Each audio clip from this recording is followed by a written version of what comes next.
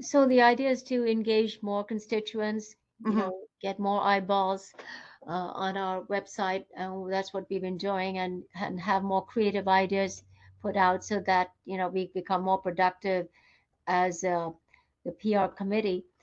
And also, looking at website design, and Peter Beadle did send out something today, which I did look at it. Um, Besides that, I don't think we can do anything more than that. Christine, you did talk about it last time that some of them, I was talking to them before you got on, that some of them are using private website designers so that they have a design that looks a little bit, comes out more looking, fancy and more attractive. But if we're looking at our own from the city, then it's the way it is. Mm-hmm. So yeah, I'll just talk, if you don't mind, a little bit about that. First of all, I see Kavish is on as an attendee as on our board. Is it okay if we promote him? Does anybody have a problem with that? Yeah. No problem. I asked him before if he wanted to, and Oh, sorry.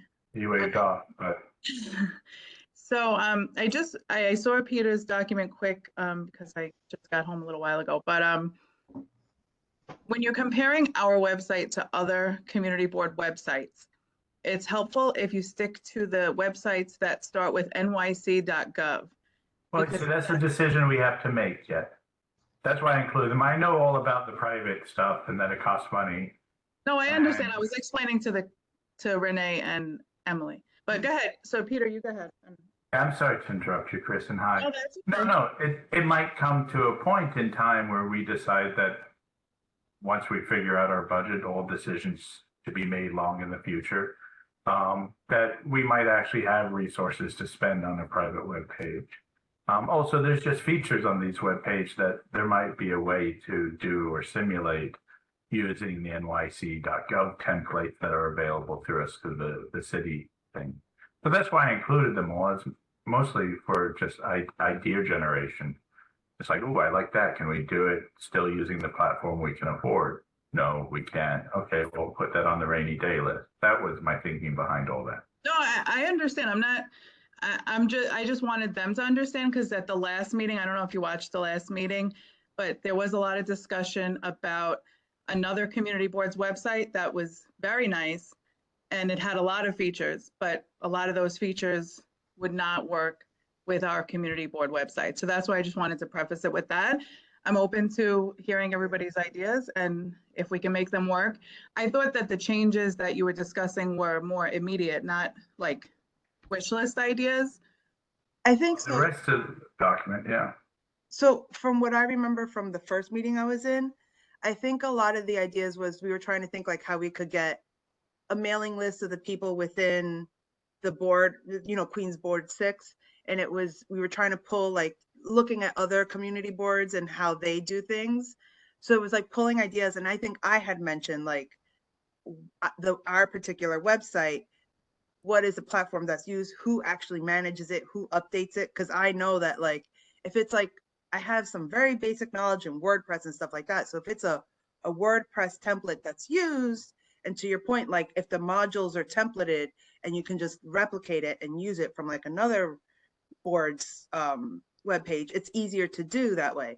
But I remember, I think a lot of it was like wish lists and like possible ideas, and if this is possible, do this. That I remember, like that conversation. So yeah, I looking at it, you're right. They're more polished. It's obviously they had hired a designer, so on and so forth. But I realized that's always budget and money, and I was like, I don't know what that entails in terms of for our board and this committee. So I do remember that much. But thank you for clarifying. I don't have Emily's email address, so I haven't been able to share that document with her yet. So my email, I'll put it in the chat for you. Let me just pull it open.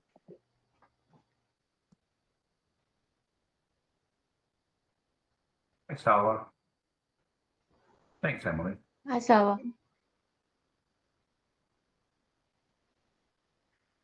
So you would like a mailing list, but I think, Christine, we do have a mailing list, do we?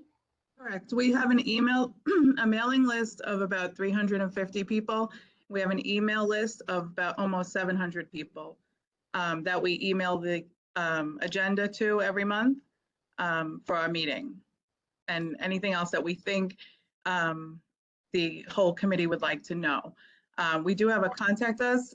Again, these things could be changed, they could be improved. That's why I'm not saying that nothing can be done. But some of these things are being done. Maybe we can just change the way we do them. But on our website, there is a contact us page, and that's how people contact us and say they want to join the mailing list. Or if they have a complaint or a concern, that's how they would do that as well.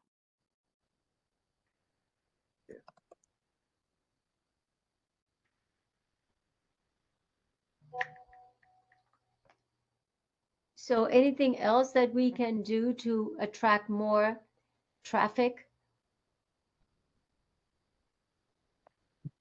Well, that's the suggestions I started putting into that document. I did stay with just, I didn't get around to total redesign. So far, what you'll see in the Google Doc I sent around is really more a discussion of possible revisions, which I think would help drive more traffic by making for a more usable or more of a kind of how does our website become a tool for people review. And that's where I got some inspiration, like from CV6 Brooklyn's, you know, things to just make some revisions to our current web page that might make it more functional for folks.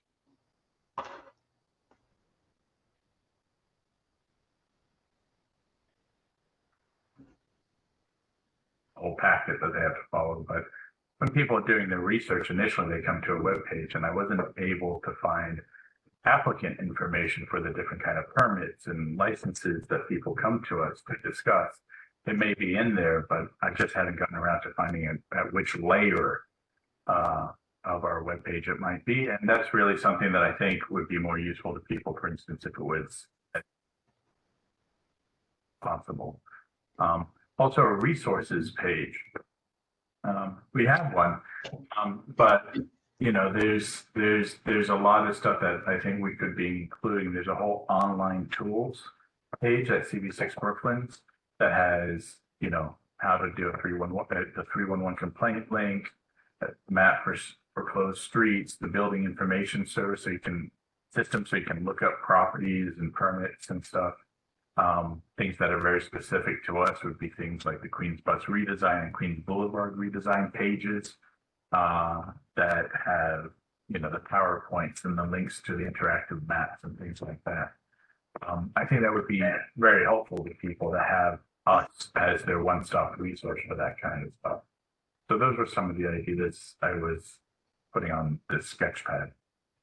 Christine, is it possible that we can meet up online with the website designer of New York City? Is it possible so that we can, or is it something unheard of? The city websites are run by OTI, which used to be Do It. It's the city's tech people. There is no specific designer. If you guys have suggestions, I can bring them to OTI. I don't even update the website. What I do is I send the documents that I want to update to OTI. They update it. Sometimes it's a 2-hour turnaround, sometimes it's a 24-hour turnaround. So that's the problem with updates, I guess, is that I'm not going into the computer and making the updates myself. I'm sending them to somebody else and they're updating it. So that's why we stopped posting like committee meeting notices. I started just putting them on the Google Calendar, because the Google Calendar I can update myself and it's much quicker. So if I have to make a change, if I put the wrong agenda item or something like that, I have to now send it to Do It, have them change it, you know, and I don't know when that gets done. So that's why we started using the Google Calendar. Maybe there's a way that we can bring our Google Calendar to the forefront so that more people know about it. Because I think the Google Calendar does work for committee meetings and things like that, if people know it's there. You know, I think the biggest issue is getting people to know where to find things and where they are located. So that's definitely something that we could talk about. I mean, if you have suggestions, you know, Peter, most of your suggestions on your Google Doc were, you know, fair suggestions and things that we can do. You know, it's just the way that they're done on our website might not be the same way they're done on other websites, I guess is my.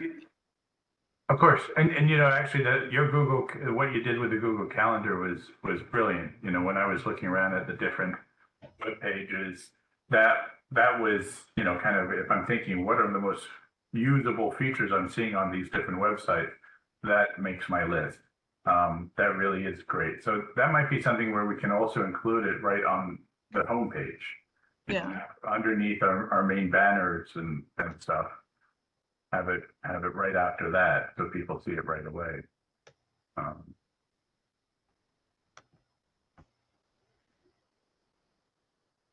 So I mean, yeah. So Renee, I think that we need to kind of come up with ideas, Yeah. and then go through the process of figuring out which ideas. Well, are they feasible or not feasible? If they're just not feasible, we lose them. If they're feasible, which one? How do we rank them? And then how do we implement it? Yeah. Does that make sense, Chris?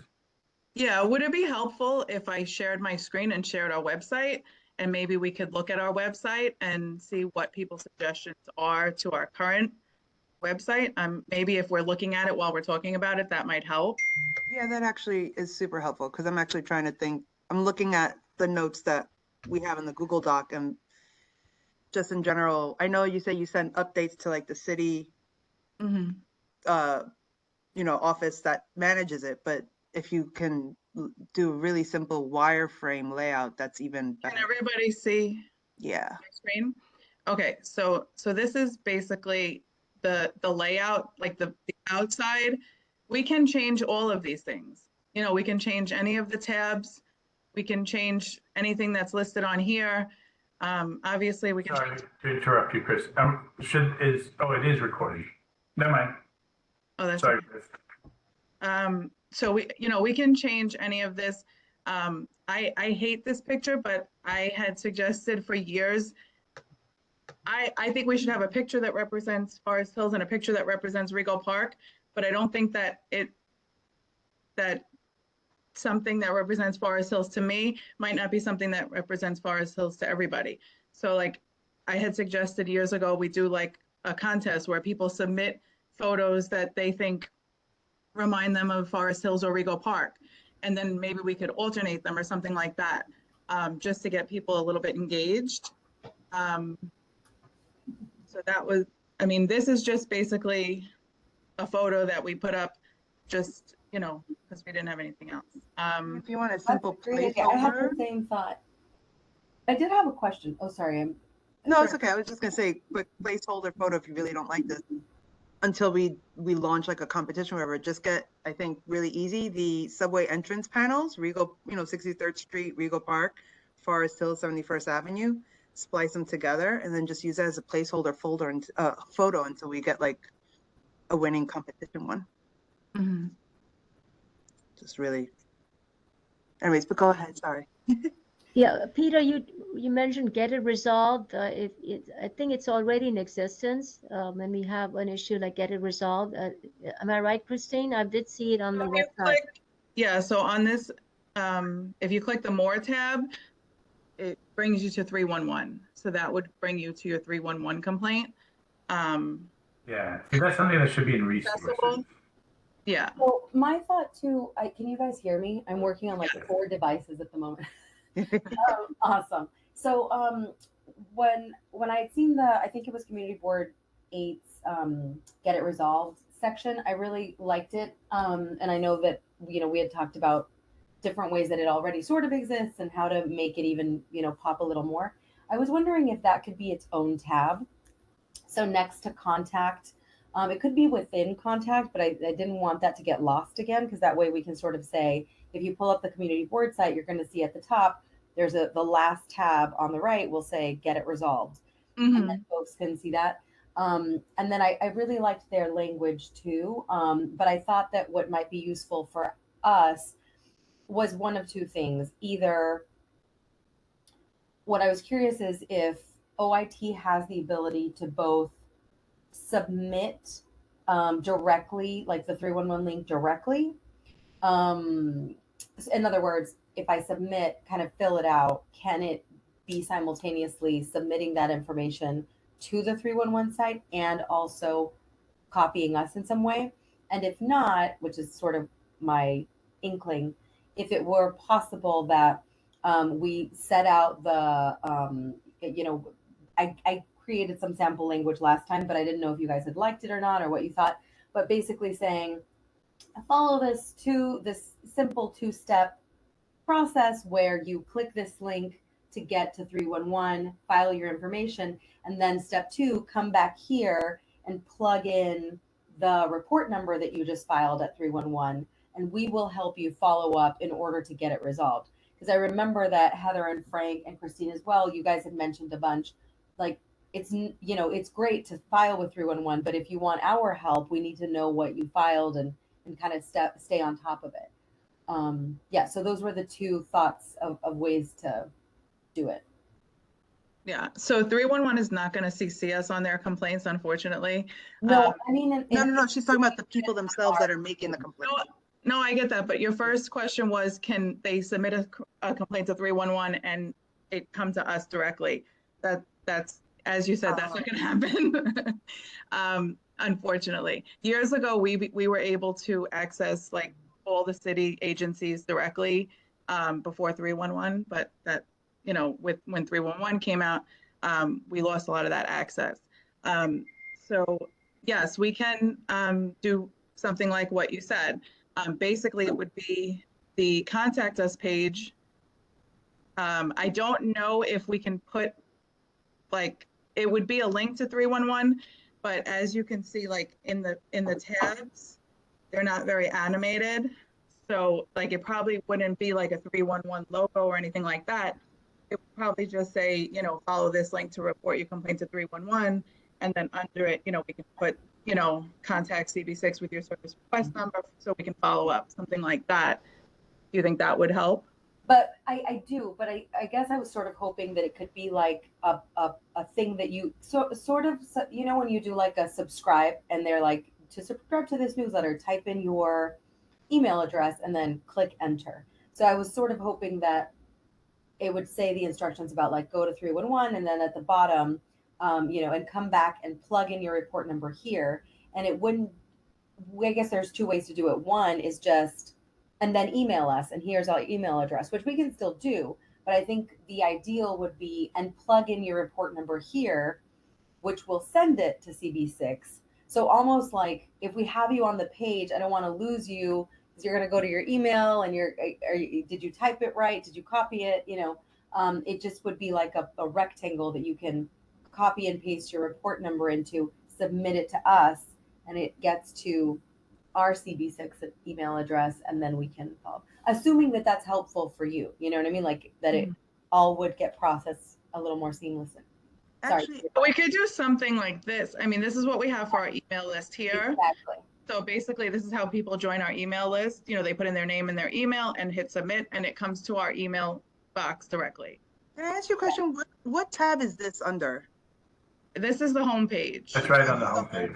So if you scroll underneath the photo, this is where we have our announcements. Obviously, you could see that things don't get updated right away.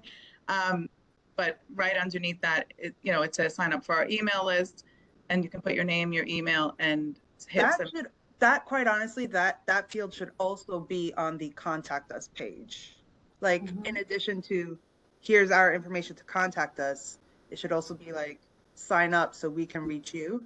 But then to piggyback on what Silva was saying about the resource, the 301 resource page, I think if we wanted to make it its own tab, I would name it something like track your 311 progress, and then have a blurb explaining, like, if you've called 311, you filed a complaint, this, that, the other, we make it like a form, an entry form similar to like we have for like subscribe for our emailing list, where they could put in their 311, issue number, whatever complaint number that it is. And then at the bottom, it can, I don't know if it's permissible, but you could do like kind of like a small chart of like the complaint and like its progress. Like, is it in progress? Has it been resolved? Has it been denied, or whatever it is, or something like that? I don't know. But basically, if you just kept it all on, I had an idea. I'm writing it on paper. I need to like map it out. But I understand the idea of like streamlining it and keep it really simple on its own page. Like, The problem with, I mean, and I'm not saying it's a problem, but the problem with that is that it's not an automatic system. So no, not automatic. I'm not saying anything automatic. Literally, the language is if you want us to keep track of it, because isn't that part of the thing where we were saying like Oh, if we want to that like make creates sure a- that people are all on the same page, they know if something's already been like there's a complaint that's already been filed for a pothole on their block, like they know that someone's already filed it. So my point is like just simple language is saying if you already called 311 and you filed a complaint, share the complaint number with us so that Mhm. way other people in the community can see whether or not the same issue has been called in, kind of deal. Yeah, so that brings me to this point, Christine. What she's talking about is you have the 311 report number. Is it any way that 311 can also respond on the same site and discuss how the problem is being resolved or is not being resolved? So this way, everybody knows the status of the problem. Is it getting it resolved or wherever it is, or we're marching where we're standing? Is there any way that the button, when you say get it resolved, it actually gets resolved, going through 311, getting an answer from them, maybe on our same site, so that now the constituent is aware of what's going on, we are aware of what's going on, and 311 gives us a better idea as to where the status is. Short answer is no. Thank you, Peter. So, Yeah. so and that's actually why I'm not a big fan of calling it a get it resolved tab, because that's overpromising. That's why just resources. So you go to resources and then it's 311. You go to 311 page, it says, file your 311 complaint online here, hyperlink. And then once you get an SR number, please submit it to us so that we can track it here, another hyperlink, which is the contact form. And our office staff will do their best to follow along with 311 and make sure that action is taken. Unfortunately, 311 doesn't share. There's a way of writing scripts. We have to have someone who can do programming that can collect raw 311 data because it's in the Data NYC universe. There's all these data feeds that NYC puts out. And 311 does put out Excel data, CSV data of all the complaints made, where it was made, when it came in, if any action was taken, how it was resolved. So that raw data exists, but you'd have to have somebody that could program it. Even then, you couldn't personalize it necessarily. That would be very hard. I guess using SR numbers. But it's a big programming task that's outside of what 311 certainly isn't going to do it for you, and I don't think the other tech. So we're talking 311 about, does have, I don't know if like, we have the resources to track everybody's report, but if 311 is programmed in and 311, somebody from 311 checks into it and gives us the tracking report, that is a far better way of looking at it rather than we looking at each report and then passing it on to 311. If 311 can be programmed right in the site and they put that in over there, okay, this is where it's been resolved or it's not been resolved, this is the progress. The way to do that is what he was saying, which is basically getting a programmer who can write a code that will pull the data, find the data that specifically you need that matches to the service request number, and then have a designer design it so it looks legible and readable on a web page, and it will pull the data directly into that. So that requires funds and programmers and script writers, because we used to do that back at my company, where we had like our back end information data, like on what the kids do on the website and so on and so forth, and the progress, and we would write scripts using MySQL bench, and we could pull that data, and then we had our research team would then take that data and put it into spreadsheets. But it's a lot of finessing and yeah, it is. But that'll make Community Board 6 a role model for others. Hey, we're looking at how to resolve an issue. CB6 knows how to do it. I mean, the way it's done now is, as long as you provide that SR number, then Chris and Barbara and folks, they can make those phone calls. And Chris, I do appreciate it. I've been seeing that you've been following up with updates on stuff, which is great.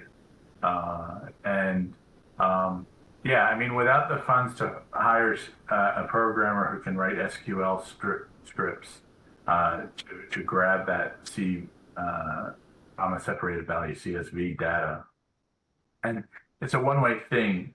311 isn't trying to coordinate with anybody. They'll dump data, but they're not going to personalize any response other than what they dump into that database, which is the action taken. Either, issue has been resolved, more investigations required, investigated, no problem found. They have a kind of a short list of responses they give, and that's going to be in that database.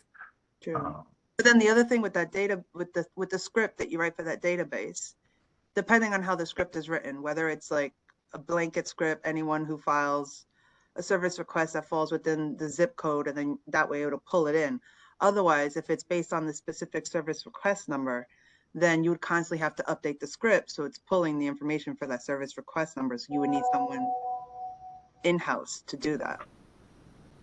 Yeah, you'd be creating a check your status page. You click on that hyperlink, it runs the script and the latest information. But again, that's just that's big. I think that's big picture dream work. I get it. And I think that's also a little duplicative because 311 does that for the most part. So if we can get people to click on the 311, they have a service request map as well, where you can put in your address, and any service requests that were put in like near your location will come up.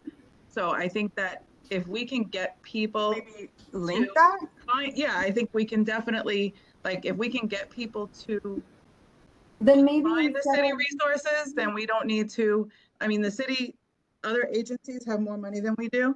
So if we can like use their resources that they've spent money on, then let's make that the tab. Yeah. Like it could just be that. If they have a service request map, is the tab next to contact, and boom, boom, boom.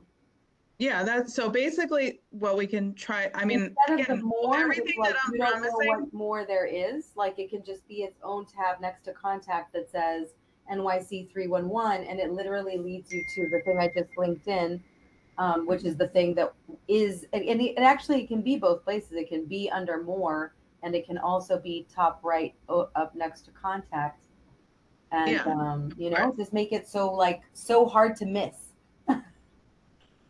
Resources page. So yeah, no problem with the separate 311 tab, but resources is we should have a new page under resources for online tools, and something like 311 would go there as well.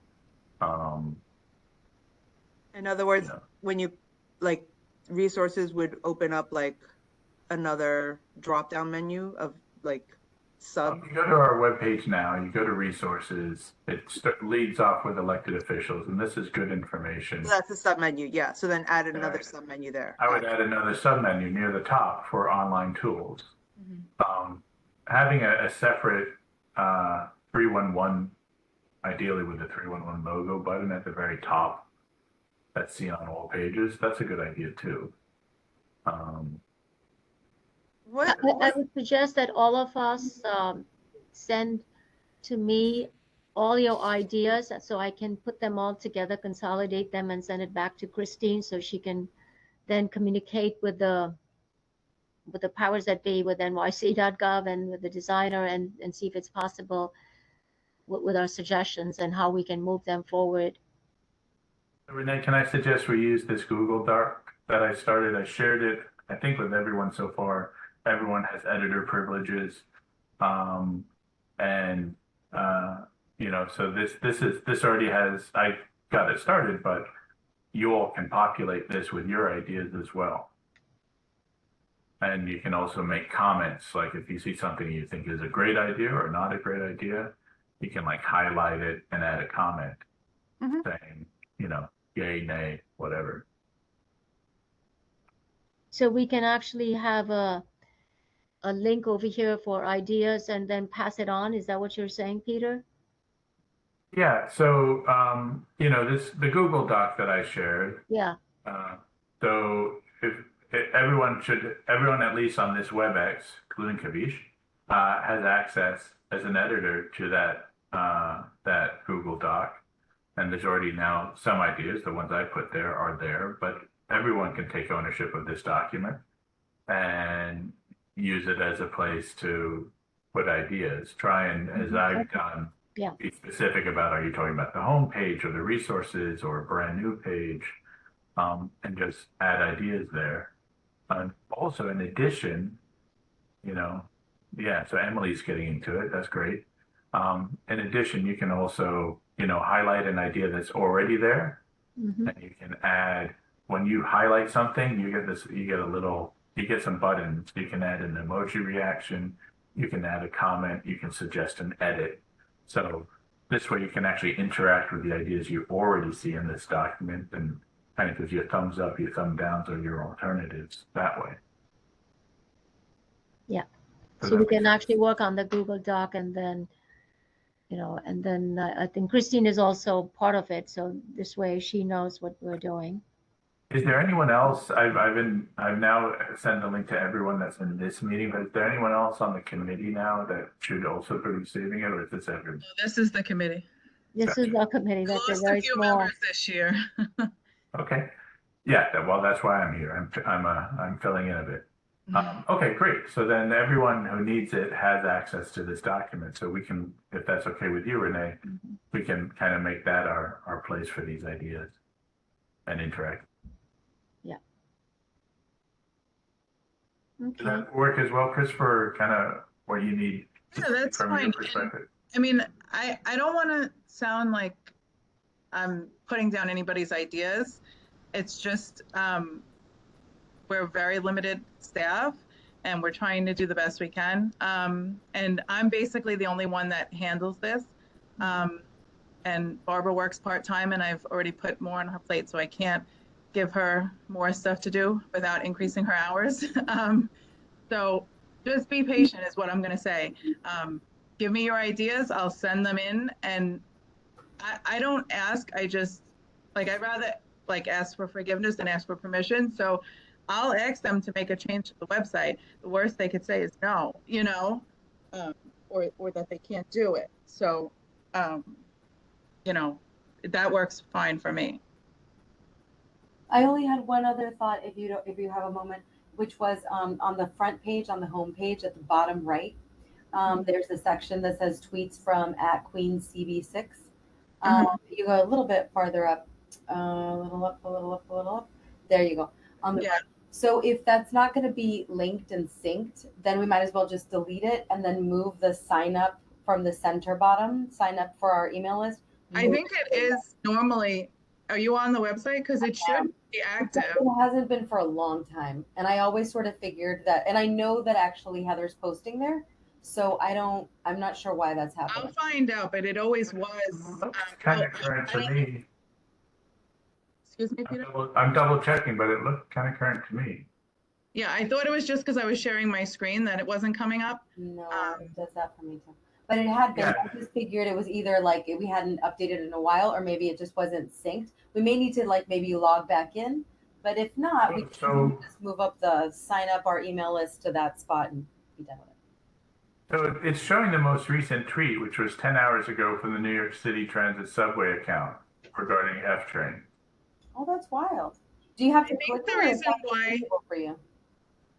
Dramatically. the reason why we did that is because it's a little bit more difficult to update our website, and tweeting is obviously more time sensitive. It's like a Zoom update. Yeah, so we felt that if we weren't able to post train delays and things like that on our website, at least if we could share them on Twitter and people on our website, they would be able to see them as well. Yeah, and if I click it, I can see the stuff that I know that Heather's been posting, because we've talked about that, but on the actual website. So maybe that's the question, right? Like the ask is, how come for some people the tweets are visible and for others they're not? Maybe they can guide us on, is it a PC? Is it a Mac? Is it a certain... Doesn't work on mine. I'll tell you right now. And I'm using a PC. I'm using a PC also. Are you on a Mac? I'm on a PC. PC. Interesting. So maybe that's. But I also don't have a Twitter account, but that shouldn't still stop me from seeing it populate on a website. Yeah, no, it should come up. And when you click, it's all there. It's but not on the not in the propagator. I could ask them. Weird. I don't know, but I could ask them, but it was active at some point. So I mean, I think if it can be active, I think we should keep it there because it's just very timely. Yeah. Yeah, Agreed. and it is active for me, so that is That weird. is strange. Cool. I will say one of the suggestions I will add into the Google Doc later is we should update the language because it's no longer called Twitter. So it says view on X instead of Twitter. I suppose that's I think that proper. comes from Twitter, like this part of it. The button? Maybe Oh. that's why it's not showing.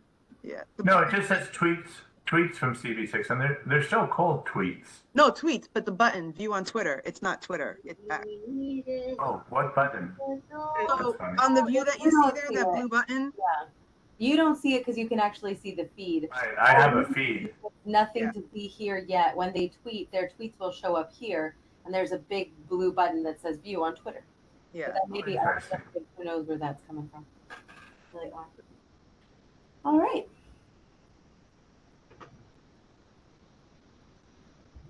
Okay, I'll stop sharing my screen No so you problem. guys will see each other. We're on the top. So on today's website discussion, is it that we'll each spend some time kind of looking at our site, comparing with some others, keeping in mind that any fancy ones cost money, so it's more helpful to look at the current New York City.gov platformed one. Add that to the Google Doc, and then I guess at our next meeting,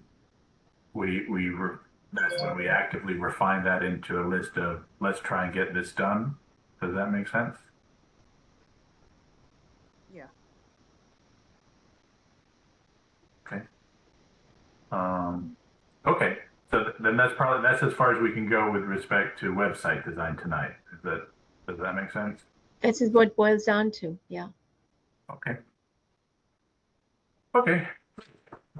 Then what was I forgot what the other item was. Oh, logo design.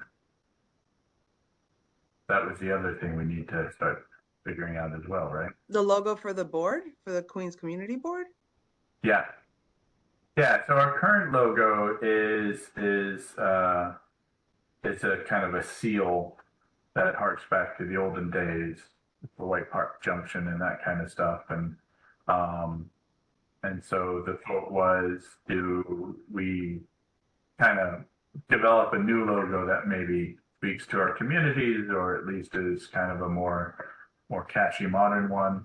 Alexa Weitzman, when she was chair a couple years ago, had created a kind of a colorful logo that we were using on social media, but it wasn't on our letterhead, so there was a bit of a disconnect.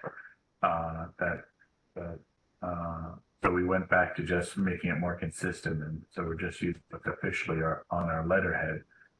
So now the opportunity is, do we now just upgrade the whole thing, make our letterhead, have our new logo, use that across all social media platforms, something that looks both appropriate on official communications and it but also serves to work for us on digital platforms as well. I think that's the challenge. Does that sound right, Renee and Chris, the way I've just framed that? Mhm. Yeah. Okay. So yeah, so that's the other thing for us to start trying to figure out is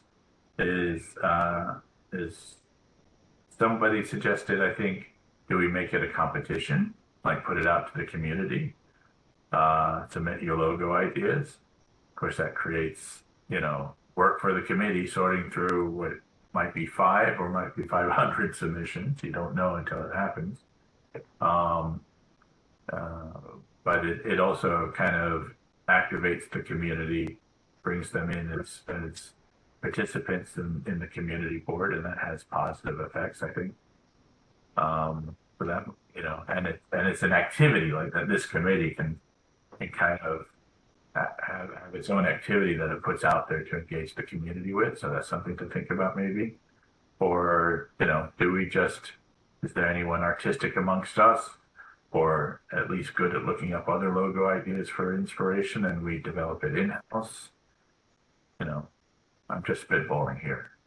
So I have a few questions. First is, you were saying that there was a colored logo that was created. So my understanding is that logo and the old one that I kind of see in the background on the website, we don't want to move forward with that. We just want to completely wipe the slate clean and start fresh. Well, turning to Alexa's logo, and I don't know where I might have an example of it, but if we were that could be one of the candidates. Is, do we go back to what Alexa designed? Okay. But do we want to just stop there, or do we want to kind of put in some more thought and get more input from folks? I think we should have some more, input on this before we actually go and create a new one.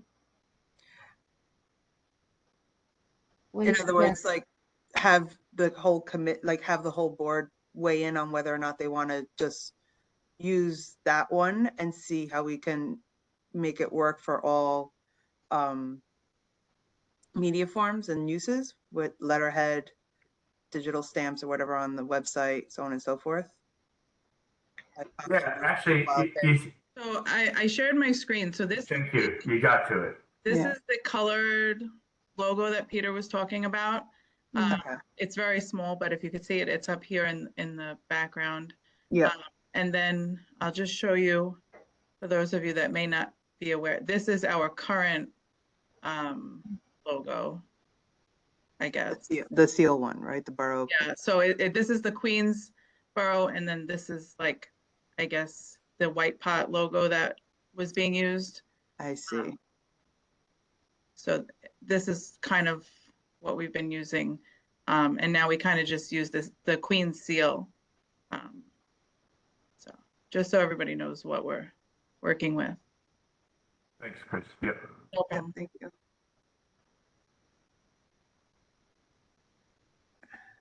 So then my next question is, sorry, because I have experience with this at my last company that I worked at. We did a whole rebranding.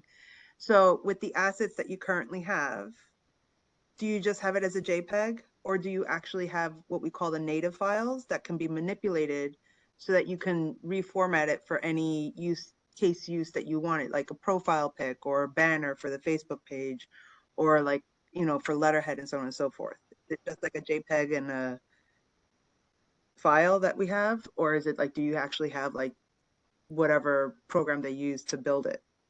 No, we have, it was like, well, I don't know how Alexa designed the colorful one, but the original one, it was just, Yeah, it's just a seal. we've had it for years, and then we sent it to a printer and had him digitalize it so that we could use it on our letterhead. Okay. It's probably JPEG. Yeah, it's probably like, so it's probably just like a JPEG file. PNG The or white JPEG. top one. Yeah. Yeah, but it's not a scalable font like what you're talking about. Yeah, no, it's just like, because like, I get that it's a scale, you could scale it. I'm just thinking like, how when you go from, for example, like a profile picture where it's a round little thumbnail, right? So it's going to crop it.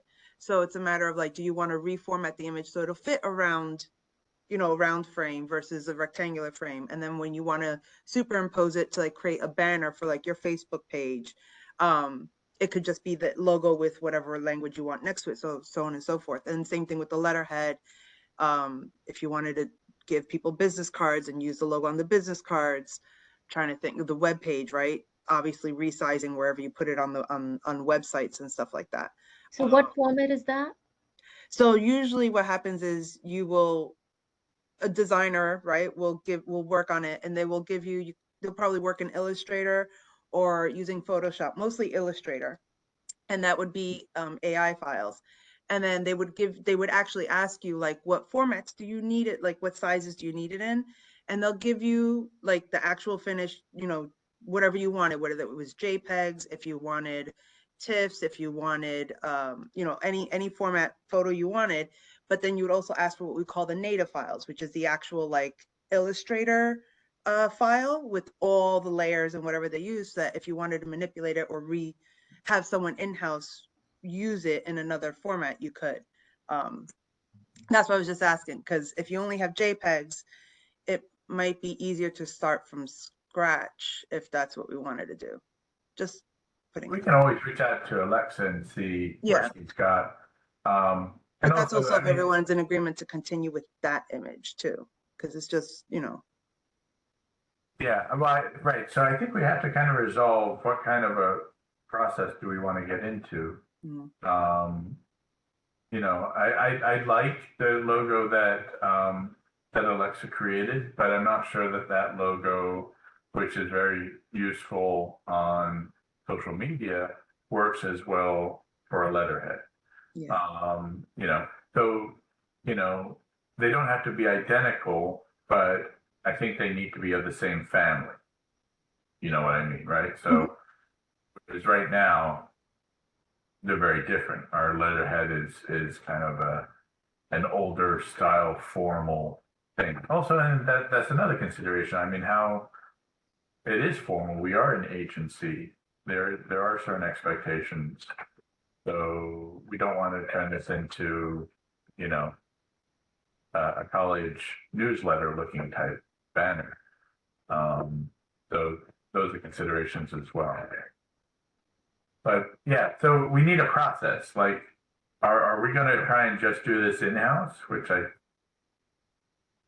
up to solicit ideas? I'm kind of leaning in favor of that, because at worst case scenarios, we get a bunch of bad ideas, and then we'll do it in-house. But at least we've had the opportunity to solicit inspiration and ideas from folks. And just like you have experience, Emily, there's other folks in the community with experience who might turn out some pretty neat stuff. Mhm. So if we do that, then, you know, we would need to develop a proposal, you know, something clear, simple but clear, of what it is we're asking members of the community to submit to us. You know, are there certain elements that have to exist, or at least certain guidelines that have to be met? I would assume whatever the brand, like, so you have a brand, right? The brand is that we're a city agency, so it has to fall within whatever those parameters are, right? Like, it can't be, I don't know, like, you have to figure what are the color schematics, what colors can they use, can they not use, so on and so forth. Like, you just figure a brand, and then all that, so that everything is cohesive across every, you know, format that you're using the logo on, so that it's also represented in the website. Like, the website, it could, whatever colors are used in the logo can also match like colors that are used on the website, create a color palette, so on and so forth. But yeah, I do think there should be parameters. If we're going to open a competition, there should be some kind of parameters, but we have to figure out what those parameters are. Obviously, I think the first and foremost is it has to represent the Regal Park and Forest Hills. That's a given. So we're using the Illustrator to create the logo with the colors that we want.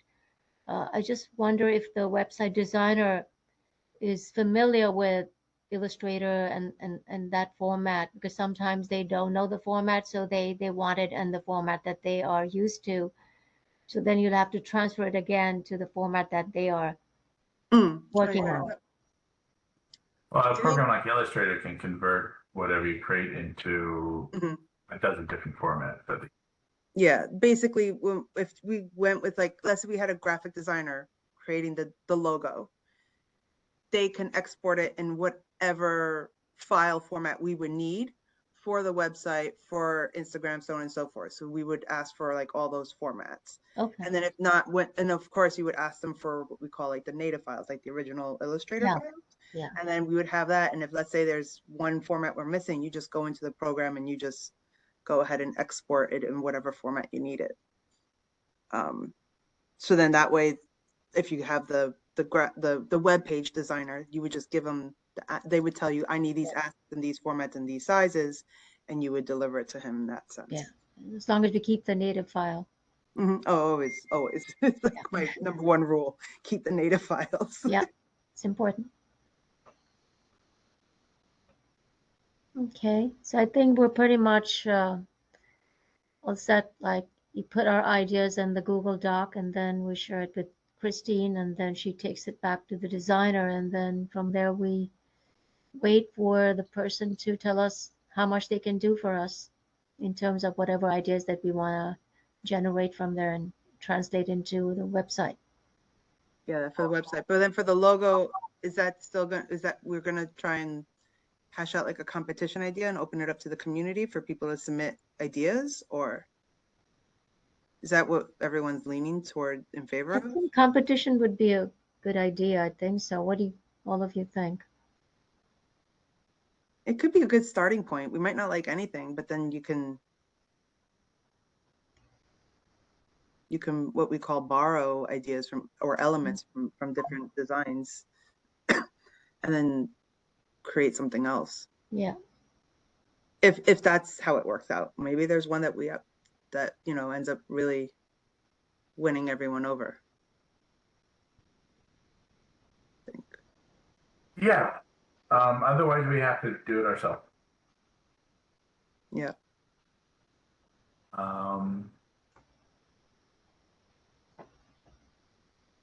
But I do like the idea of opening it up to the community just to engage folks, which is part of the assignment, right?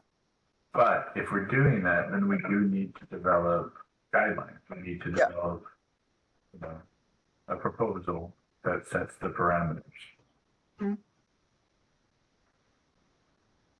If I may, I think one aspect of it is that it has to be something that can translate to black and white. It's okay to have color, but some color pictures just don't look good in black and white. And although we don't print as much as we used to, we do a lot of email as much as we can, we do still print documents. So if we're going to use it for our letterhead and so on and so forth, it has to be something that can be translated to like a black and white image and still portray, what you're trying to portray. Mm-hmm. It could just, we could even, yeah. My initial thought was if it's like a color logo, if we could get like a line drawing version of it, that would probably work. The other question I have, and it's just because I have no graphic arts experience, I try my best, but I have no, I'm not the computer expert that I portray myself to be. If we have a competition and somebody designs a logo and we decide to use it, do we have to like buy that from them? Like, how would that work? Like, so it's a competition, right? So we're doing it's like, the competition, basically they get the bragging rights. They could possibly we'll have to sign this waiver form or something like that, because they can come up and after us and say, hey, this is my creation, I need to be paid for it. No, we can keep it simpler than that. We can just say, in the proposal that we put out there, that submission of an idea is a consensual waiver of any rights to the image. Yeah, which I think it's are transferred to CB6. Yeah, I think it's like basically it's like a blurb, right? Like I hereby consent that any use or, that my submission is to be used by Queens, Community Board 6 for, for their uses and so on and so forth. Like they're agreeing to give it to us. Yeah, that would be in the fine print of the. Yeah, like a photo waiver, release form that people sign when they're doing TV or whatever. And I think maybe we got to give them acknowledgement, logo created by so-and-so person. Yeah. Do the consent form, the waiver. Yeah. I think you could even we could maybe for when they have the winner, it could be like on the website page, right? Like logo design when we have the competition, it could be posted there.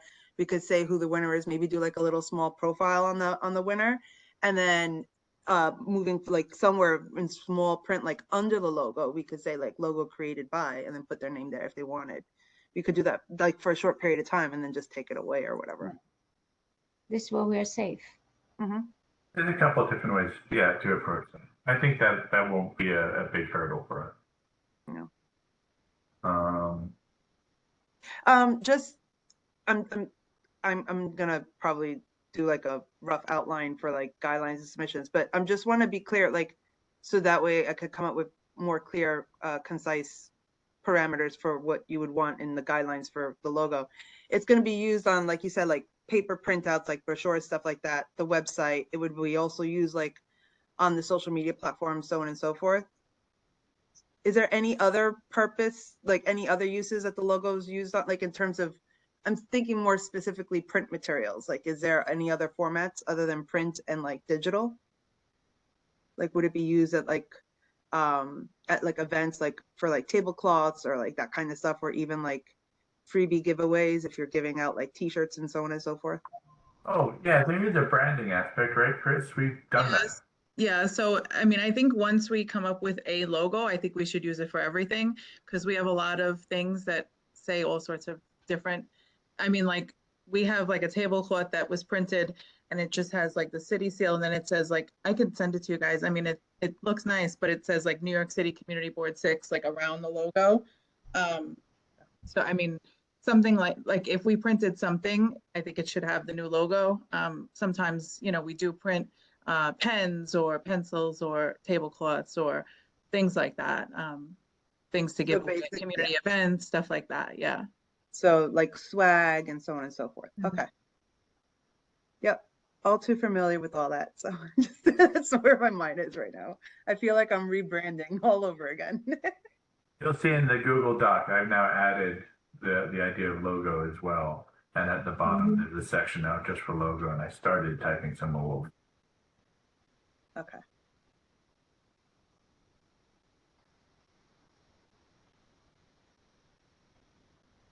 Okay. Okay. Are they all set? I think so, Renee. I think we're at a point where if Emily's going to bring some of her professional skills to bear, but all of us should find time for the next meeting to go into the Google Doc and you know, both for website design and for logo to add the comments and ideas that we have. And then we have to put out the logo creation also on the website so that we say competition for everyone, you know, please join us. Well, I think we need to know what our parameters are first, and agree on that, and then we can create a written proposal that we can advertise. Yeah. And I think Christine, you'll have to let us know about that, to put that in the website for creation, a logo competition. Yeah, I think maybe, I mean, like Peter was saying, like maybe everybody should like brainstorm and then maybe we could schedule another meeting and like talk about some of the ideas that we all, you know, that you all put in the Google Doc and then come up with the guidelines or whatever it is that we're going to put out. You know, I think that might be a good way to move forward, is have everybody kind of brainstorm on their ideas and then we could schedule another meeting to finalize the guidelines or whatever it is we're going to put out. If it's okay with you guys, I know you said that we were going to wait till the next meeting, something like the 311 page, which I think everybody kind of agreed with. I can suggest that to OTI, you know, right away and see where they can go with it. You know, I won't make any major changes, you know, we can decide, but like some of the changes to the website that I think everybody was kind of on board with. I'll review the Google Doc and then I can start suggesting some of those to OTI and just see what they can do and what they can't do, you know, if that's okay with everybody. Sure, then let us know what they say. Yeah. that'd be great, Chris. Thanks.